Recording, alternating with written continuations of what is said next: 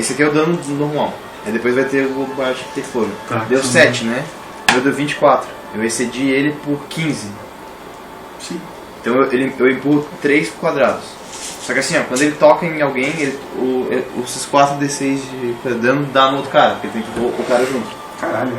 Então esse cara também vai tomar esse dano, tá? Uhum. Esses dois vão tomar esse, mais do que explodir do baixo, tá? Beleza. Preciso umas folhinhas pra colocar. Gravando? Uma merda.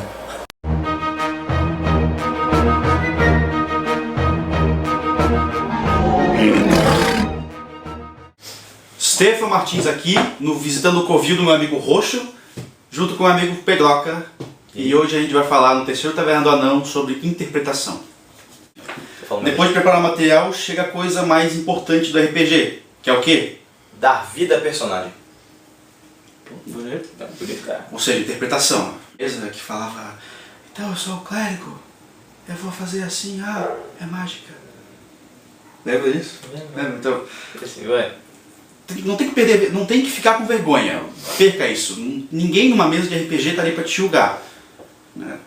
Até porque se tá, talvez você esteja na mesa errada. É. O personagem é teu, acima de tudo o personagem é teu. Tu tá dando, Fazer o que tu quiser com ele. tá dando assim. vida pra ele. É teu. O cara tem que se preocupar com o personagem dele. O outro tem que se preocupar com o personagem dele.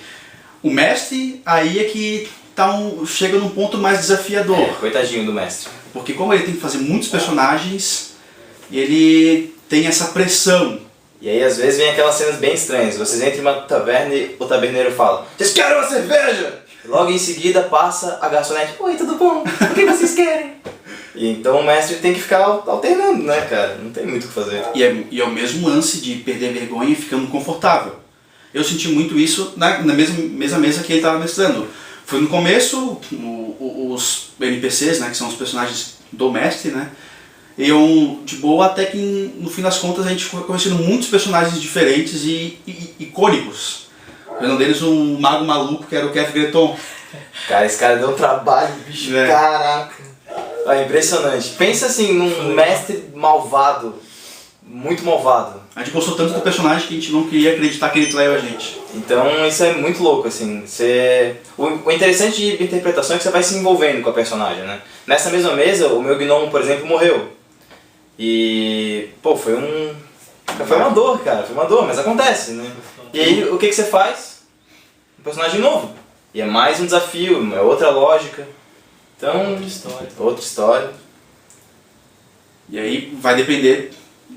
Por exemplo, se você fizer um personagem novo, vai depender de como está a história, ou então de repente todo mundo começa uma aventura nova, porque depende se ele está numa campanha, se está isso é verdade. numa aventura simples. Mas talvez não seja esse o assunto aqui, campanhas, aventuras. Isso, talvez. Poxa. Outra coisa também legal sobre interpretação, que eu acho que é relacionada à interpretação, é tu não ter medo de, tipo, por exemplo, tu não sabe jogar RPG direito. Digamos que tu acabou de começar RPG. E você vai pegar tua ficha, aí vai ter um monte de skill, um monte de coisa pra você ler que você não vai entender nada. Não se prende a ela. Tenta não ficar olhando pra tua ficha e pensar, pô, o que eu posso fazer? Sabe, tipo, vai do que tu acha que tu tem que fazer. Então, sei lá, se tu vê certas pessoas brigando e fala que tu quer separar, fala assim mesmo, eu quero separar com o meu personagem. De repente, teu personagem é um cara muito bom, ou alguma coisa do gênero, e tu não quer que esse tipo de coisa aconteça. Então vai nessa. Deixa, sai da mecânica da ficha e faz isso. O mestre vai te ajudar com essa parada. Ele vai olhar e falar, beleza, se tu quer separar uma briga, você tem que rolar tal skill, você tem que fazer tal e tal coisa, sabe? E aí tu vai conseguindo dar mais cara pro teu personagem. Não deixa a ficha te prender. Em momento Ela algum. é só um referencial, o personagem mesmo tá aqui, ó, na cabeça. E o personagem ganha vida na relação com os outros. Exatamente, é o que a gente sempre mais gostava na mesa que ele mestrava. A gente sempre gostava de ficar junto, de reunir aqueles personagens todos estranhos e diferentes uns dos outros. E esse era o melhor. As batalhas eram épicas, eram muito divertidas, mas o melhor mesmo é a interação com o nosso grupo. Eram as decisões que a gente tomava no meio das batalhas. Ou então as decisões que a gente tomava que afetavam o destino do reino.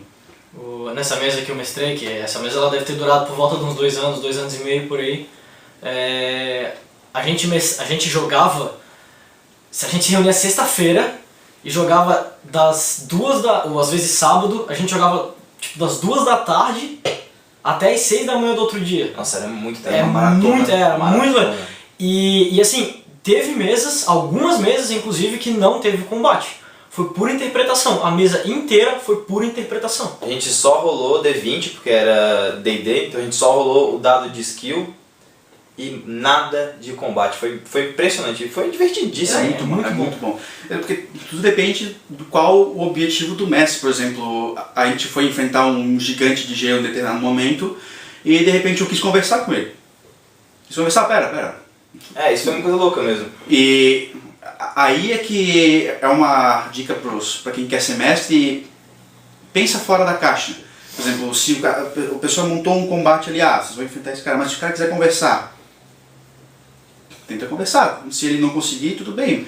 Mas digamos, eu consegui, ele permitiu e assim foi evoluindo. Eu ia falar, tem sentido, né? Lógico, a criatura que eles enfrentaram é uma criatura consciente. Sim. Tem, né? Mas aí vem a questão do... O mestre também ele tá jogando. E ninguém tá jogando um contra o outro, né? Exatamente. E se tu quiser, mesmo assim, cara, inventa a criatura, sabe? Se tu for um mestre inventa o que tu quiser, assim. Eu costumo não mestrar em mundos, eu não costumo mestrar em Forgotten, Eberron, em mundos já feitos, assim, Mundos não prontos. porque eu não curto, mas é porque eu adoro criar. Eu acho muito, muito bom. Então eu criei o meu mundo. Eles, tipo, essa aventura toda que a gente jogou, de 2 anos e pouco, foi tudo no meu mundo. Eu fiz mapa, fiz continente, eles dominaram um reino, esse reino cresceu, eles tiveram que cuidar disso, foi muito bom. E como é tudo teu, assim, tipo, tu pode ter liberdade pra mudar, meu Deus, e o cenário ele ainda existe, ele tá feito. Se eu quiser mestrar uma campanha lá, eu tenho todas, eles são seres lendários nessa minha campanha, né, porque eles foram o início de tudo, por assim dizer. E eu costumo preservar esses personagens, assim, eu cheguei a mestrar uma aventurazinha bem pequenininha, depois, nesse meu cenário, com outros personagens, né? Isso, com outros personagens e bem mais pra frente. E aí... Só que alguns deles ainda existiam 4.000 anos no futuro, então inventa essas paradas, sabe? Não fica muito... Cara, tem a regra de ouro. A regra de ouro do D&D. Tu é o mestre, cara. Tu faz o que tu quiser. O livro é um guia. Tudo é um guia, sabe? E no assunto de personagens estranhos, que é... A preferência mesmo é fazer um personagem mais básico que você possa acostumar, mas não tenha medo de fazer personagens estranhos. O Valtão, que é um conhecido meu aqui de Florianópolis, que eu joguei durante 3 meses com ele já fez um Minotauro, criado por fadas, que tinha certeza de que ele era uma fada. Isso vai gerar um personagem mega estranho, mas a situação é divertidíssima. Porque não existe forma errada de se jogar RPG, exceto uma, se você não está se divertindo. Essa deve ser a regra de ouro. Diversão. Se não tá legal, por exemplo, essa regra aqui não tá legal, tipo, tá tudo bom no sistema, mas essa regra não tá legal, você não. Ignora. O importante é que vocês se divirtam. Então, sobre personagens, uma outra coisa interessante de falar, assim, é que quando você está criando um personagem, coloca os seus desejos, cara. O que você quer realmente interpretar. Porque no fundo é isso. Pensa que você vai jogar uma campanha ou uma aventura, você vai passar ali algum tempo com aquelas pessoas fazendo certas coisas. Como, por exemplo, indo numa taverna, e aí um pode separar a briga, mas de repente, não, eu sou um anão, eu gosto de brigar, treinei em monastério por séculos, eu vou bater no cara. E assim vai, cara. E aí você vai. Se você precisar de um referencial mais visual, ver a galera em mesa, ver a interpretação funcionando, a gente pode recomendar o mega clássico do cinema nerd independente, que é o The Gamers. Ele foi gravado em 2012 com um orçamento zero, nenhum. Um grupo de estudantes se reuniu, fez na própria faculdade. E é basicamente o pessoal na mesa jogando, tem as cenas na mesa jogando, e na hora da interpretação eles cortam para eles fantasiados em cenas como se eles realmente estivessem dentro do jogo, como se fosse um filme. Vale a pena frisar que é orçamento baixo. Então, muito baixa, e acho que fica até mais engraçado por isso. Tipo um cinema pendente.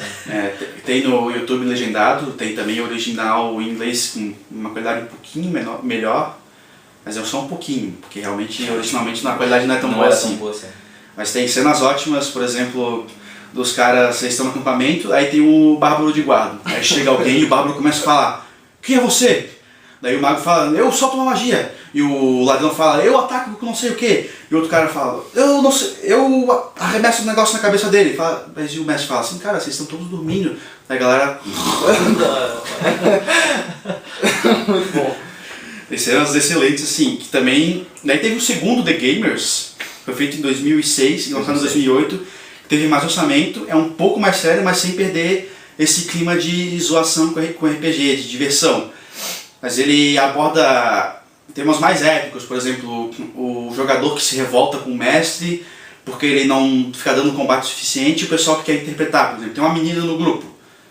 Uma menina no grupo que... O final é a que participa do primeiro também, né? Acho que Ela ela... faz o primeiro? Ela faz a do quarto. Né? É Eu não vi verdade. o 2, na real. Eu não vi o 2 Ah, ainda, é, mas cara, sabe é que muito é muito bom. engraçado, é muito bom.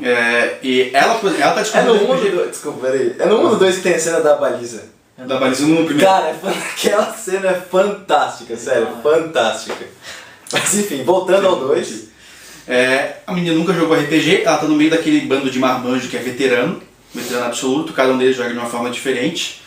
E ela vai descobrindo aquilo tudo ali. Um dos jogadores, que é o veterano, fica revoltado com aquilo ali, só quer combate. E ele fica brabo, fica reclamando da mesa, enquanto tá todo mundo se divertindo com a forma que a garota tá conhecendo o jogo. Entendeu? O cara tá se divertindo porque ele não tá gostando da forma que outra pessoa tá se divertindo, enquanto o resto da mesa, sabe, tá super legal. Então, poxa, o que tu tá fazendo? Isso é outra coisa bem legal de conversar, na real. Esse esquema de tu jogar com um veterano. Não se deixa abalar por isso. Não. Nunca, senhor. Nunca mesmo. Eu tenho um amigo que joga com a gente agora sempre. Ele é muito parceiro, ele tá sempre jogando as mesas com a gente desde que eu apresentei ele para RPG. Ele começou a jogar RPG na 4.0, ou seja, relativamente recente. Na D&D 4.0. Na D&D 4.0, isso, perdão. E ele se apaixonou por RPG, ele se viciou. Teve uma época da nossa vida, a gente não fazia absolutamente nada, porque a gente tinha umas 5, 6 mesas paralelas. Era absurdo. E nessa mesa, eram tipo 4 pessoas eram mesmo jogadores, porque a gente acaba que a nossa mesa que a gente tem, hoje em dia a gente mal joga, pra falar a verdade. É uma tristeza isso, mas como o Stefan agora mora em Nova Prata, o Pedro ele tem muito compromisso, eu também tenho meus trabalhos, e enfim, a gente não tem mais tempo para se reunir, então... Essa é a situação que muita gente hoje em dia se encontra. O cara trabalha de segunda a sexta, aí tem que ter tempo para sair no sábado, mas dá. Sempre dá, ajusta teu tempo. É possível. Mas assim, o que eu queria dizer, a questão dos veteranos. Quando eu levei o meu amigo, que chama Marquinhos, quando eu levei o Marquinhos pra jogar 4.0 primeiro lá, eu falei pra ele, não, cara, é tranquilo, fica sossegado. Ele é um cara que já é meio cara de pau, assim, ele não tem muito problema com vergonha. Então pra ele a interpretação foi um negócio que veio no natural, assim.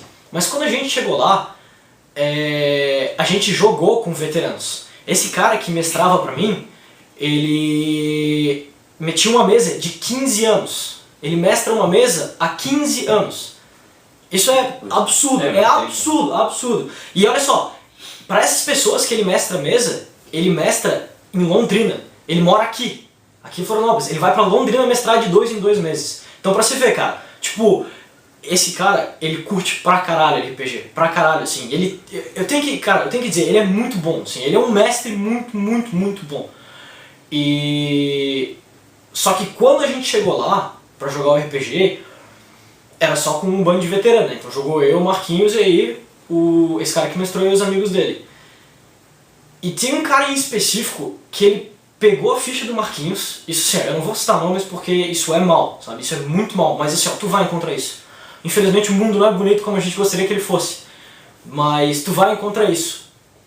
E já é um aviso pra tu não se deixar abalar por isso. Ele pegou a ficha do Marquinhos e fez assim... O que você vai reagir? O que você vai falar?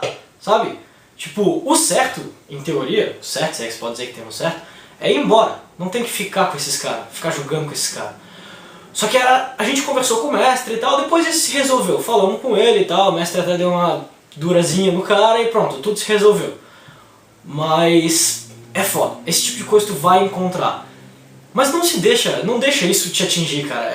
Sabe, tipo, isso aí é gente que... porque status tem que ser não sei o que lá. Tem muito, sabe, tipo... Não tô dizendo que todos são assim, até porque o nosso amigo Pedro aqui, ele é bem power player. Mas existe um tipo de jogador chamado power player onde ele adora combar. E ele vê o RPG como número, não como interpretação. Tem gente que vê os dois, entendeu? O Pedro, no caso, é assim, ele é um cara, eu sinceramente, falando pra você, não conheço o maior power player, e ele é e tipo, na minha mesa, ele interpretou uma tipo, variedade de personagens absurda, e normalmente quando a gente saía da mesa, o pessoal falava, meu Deus, o Pedro interpretando é outra coisa. E isso também é foda, tipo, não se deixa abalar por essas coisas, não deixa esses caras que são veteranos, que sabem, tipo, cara, esses bichos talvez não sabem porra nenhuma. É que nem conhecer gente nova. Tu vai exatamente. conhecer gente muito legal, vai conhecer gente que não faz nem cheiro, é uma maneira de ficar junto, e tu vai conhecer gente pedante, babaca, que não faz valer a pena o teu tempo. E RPG é um tempo de diversão. Pensa nisso, diversão. Fun, que nem diria a Rebecca Black. Como diria a Rebecca Black, fun. Mas Peraí, deixa eu cortar aqui. Se precisar de mais uma referência de como é uma mesa de RPG, vocês podem assistir o episódio 14 da segunda temporada de Community, que é de uma sessão de AD&D. Ah, tá, nossa. É específico de AD&D. É a aventura clássica de AD&D. Eu acho inclusive que é Caves of Chaos, não é? Não, é o Caverns of Draconis. É, The nossa. Caverns of Draconis. É interessante de falar que, por exemplo, qualquer um pode interpretar qualquer coisa, você não precisa de uma experiência maior em nada. Tá? A gente, por exemplo, não tem nenhum tipo de formação em atuação nem nada. Ele faz e trabalha com teatro. Mas isso não significa que eu sou melhor ou pior do que ele. Exatamente, a interpretação é sua. Exatamente. Se o personagem é daquele jeito, é um filho da mãe, um escroto que não gosta de ninguém, a interpretação tá certa, cara. Se o seu personagem é muito heróico, ele prefere morrer a falar qualquer coisa, é o personagem, o seu personagem. Uma coisa importante para poder falar de como pensar a interpretação é você passar pelo básico. Quem é e quem foi a personagem, o background, né? Sim. Imagina, o começo de uma mesa clássica de RPG medieval. Vocês se encontram na taverna para poder pegar um trabalho na pequena vila. Isso é o maior clichê. O maior clichê da história do RPG medieval. Seguido por todos vocês estando numa prisão. Seguido por todos vocês. Tá, mas o meu equipamento que eu gastei 300 peças, não importa. Não importa. Você está nu. Mas o legal é você pensar quem foi ele antes. Vamos pegar aquele exemplo do anão que quer brigar na taverna. De repente ele quer brigar porque ele foi criado numa família militar. Eu acho que seria muito legal se tu desse o exemplo do Nin. Acho que é. Como tu construiu o Nin. Pode ser. O Ninha foi uma coisa bem interessante. É o tal gnomo. O tal gnomo bardo. Quando a gente começou a... Pode falar. Posso botar? Eu só quero botar mais um tópicozinho relacionado à interpretação da minha mesa, porque as pessoas, quando elas começaram, elas tinham meio vergonha. E elas mascaravam a vergonha do personagem ser quieto. Que é uma coisa que tu pode fazer também. E não é errado. Não é errado, exatamente. Só que assim, pode chegar a níveis. Eu fiz um cara chorar na minha mesa. Eu acho que esse foi o meu maior accomplishment, assim, porque esse bicho, na real, ele é meio, não é frio, assim, mas ele não chora com esse tipo de coisa, sabe? Mas foi tão emocionante que o cara, cara, foi muito foda. Sobre o Gnomo Bardo. Quando a gente começou a criar, eu pensei que eu queria jogar com um personagem pequeno. Essa era a primeira coisa, ele tinha que ser baixinho, então um gnomo. Depois eu pensei que ele tinha que ser um cara arcano, e na quarta edição o Bardo ainda é um personagem arcano. E eu pensei assim, o cara tem que ter um complexo de Napoleão. Pensei, ele tem que ser um cara que ele é pequeno e ele quer ser gigante. Então toda a oportunidade que eu tinha de contar uma mentira eu contava. Sim. Primeira coisa que eu falei pra eles quando eu cheguei na mesa é que eu era capitão de um barco chamado a Grande Medusa. Imagine você, um gnominho, chegando pra um bando de meio dragões, elfos com armaduras cabulosíssimas e falando: eu sou o capitão do navio chamado a Grande Medusa. E eu, como meio elfo líder, cheio das poses, meu meio elfo sempre fazia muitas poses. Qualquer situação ele fazia uma power pose, ele estava segurando sempre. Podia estar todo mundo morrendo, mas ele estava lá mantendo a pose dele. Ele tomava cerveja em power pose, ele parava.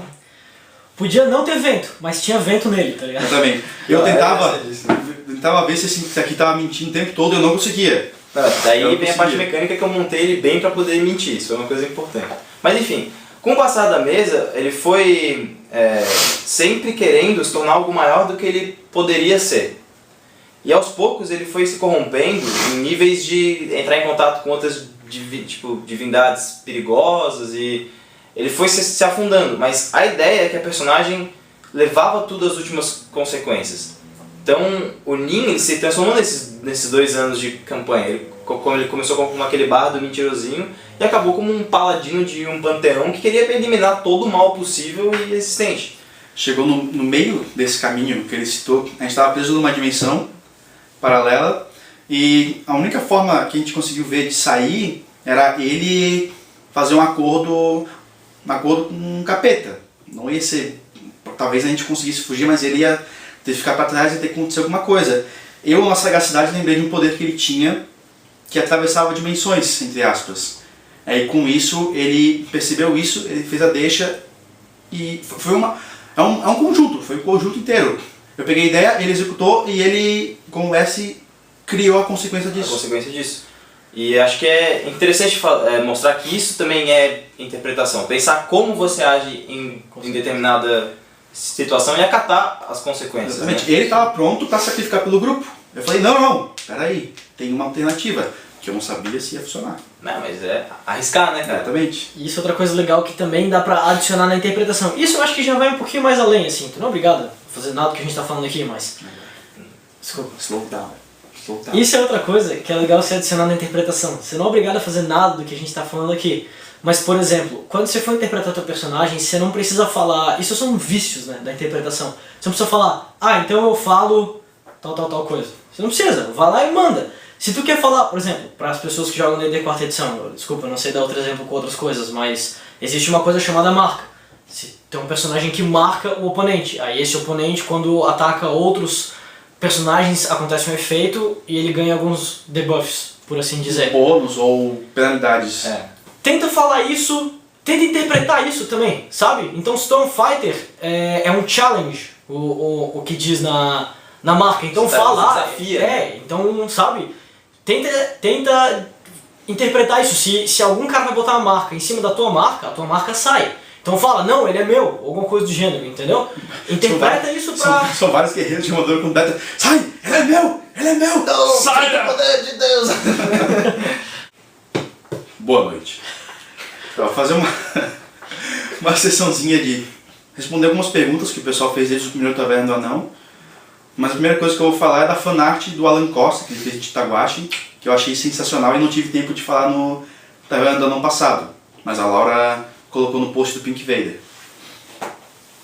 Muito obrigado, cara. Ficou fantástico. Ficou foda. Parabéns, Fantástico. cara, parabéns. Curti muito. E a primeira coisa, primeiro recomendações, né? O pessoal do Coisinha Verde, que foi a galera que fez esse card game do Card Goblins. Olha, parabéns, eu queria falar só parabéns, a gente jogou no aniversário, a gente se divertiu por muito tempo, meus parabéns, cara. Tem algumas dúvidas sobre a regra, por sinal. Se eu puder entrar em contato com vocês e perguntar, eu queria perguntar algumas coisas. Você tá Twitter aí. O Twitter deles, tu vai falar, bom. É @Coisinha Verde. Que simples. Eles têm um sistema próprio de fantasia medieval que é chamado de Might Blade RPG, que também especial para iniciantes, assim, tem eu não cheguei a ler ainda, eu considero isso uma falha, né, que eu não tenha lido, mas eu imagino que eles tenham consigam ajudar os jogadores iniciantes sem muitas complicações. E o Elton Borges, ele quer dicas de RPGs que se passem em eras mais modernas, entre a época vitoriana e um futuro próximo. Aí eles têm aqui D20 Modern, o Espírito do Século, que é um RPG na era Pulp, depois da Primeira Guerra Mundial, vendido no Brasil, muito elogiado, também recomendado pra caralho para iniciantes. Violentina, que foi por crowdfunding, estilo noir, da Retropunk. Isso é bem legal. O Abismo Infinito, que são terror com astronautas. É os de narração colaborativa? Eu não sei se o Abismo Infinito é de Não, narração colaborativa. não chega a ser Tem o World of Darkness, que eu, pessoalmente, não sou fã do sistema de storytelling, mas é uma obrigação citar eles aqui, especialmente o Vampiro, Mago e o Lobisomem, que são os 3 principais. Eles foram, nos anos 90, o carro-chefe dos sistemas de época mais atual e de estilo terror. E também de zumbis, como o Shotgun Diaries, que é uma narração colaborativa, e o Terra Devastada, que eu também preciso conhecer. Quero muito jogar Shotgun. Acho que essa pode ser uma próxima mesa que a gente pode testar, né? Porra, isso é seríssimo. E o Thiago Peixoto, ele quer saber se é possível jogar via Google Hangout. Sim. O Delibrian, que eu já citei no ano passado, ele mestrou o... Terceira vez que eu falo isso. O elogiadíssimo sistema Mouse Guard. Vocês são ratinhos no mundo onde os gatos são os vilões. Ratinhos e espadachins.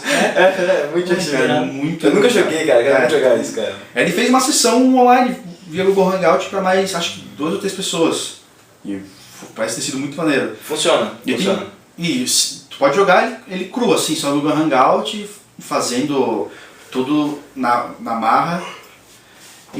Mas só que também tem outros programas perfeitos para isso, que tem como o Tabletop Forge e o Roll20, Roll20 no caso, que eles têm sistema de dados, mapas, fichas, tudo embutido dentro do programinha do Hangout. Tu pode até colocar tipo, mascarazinha do vilão para acompanhar a tua cara na webcam, assim. É bem da hora.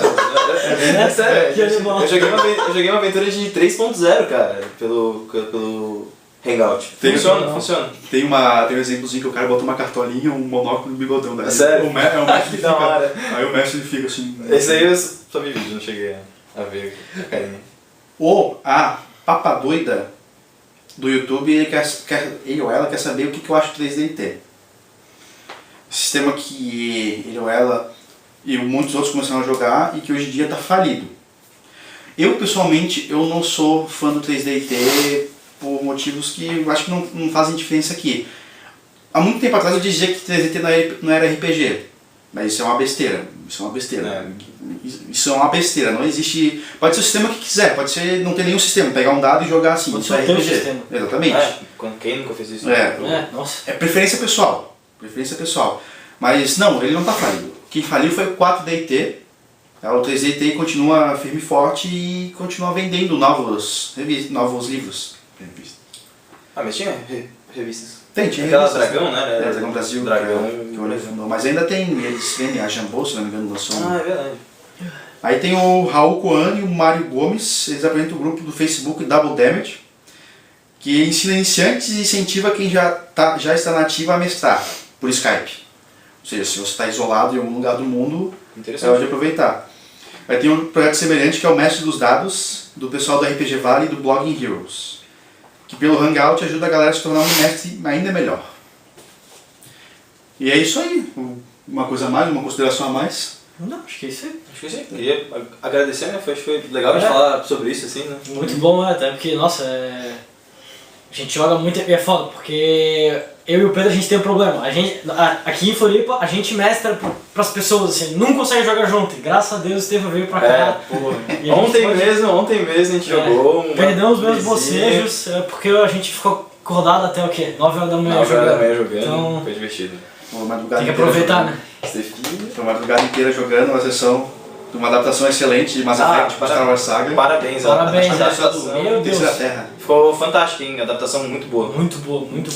Parabéns. Extremamente divertido, extremamente cansativo de tanto que a gente jogou. E no fim, RPG na verdade é isso, né? Um sistema para poder ajudar e pessoas que querem passar algum tempo juntos, né? Se divertir. Então eu agradeço pela possibilidade de estar aqui no programa, mas pra caramba poder falar sobre isso. Da hora. Isso aí, e é isso aí que a gente tem para falar sobre interpretação. Acho que ficou um programa até grandinho. Mas acima de tudo, joguem! Fechou. Ah, pera, agora eu vou fazer o... Se tu faz um agradecimento. Mega Falabella, tá ligado? Mega Falabella.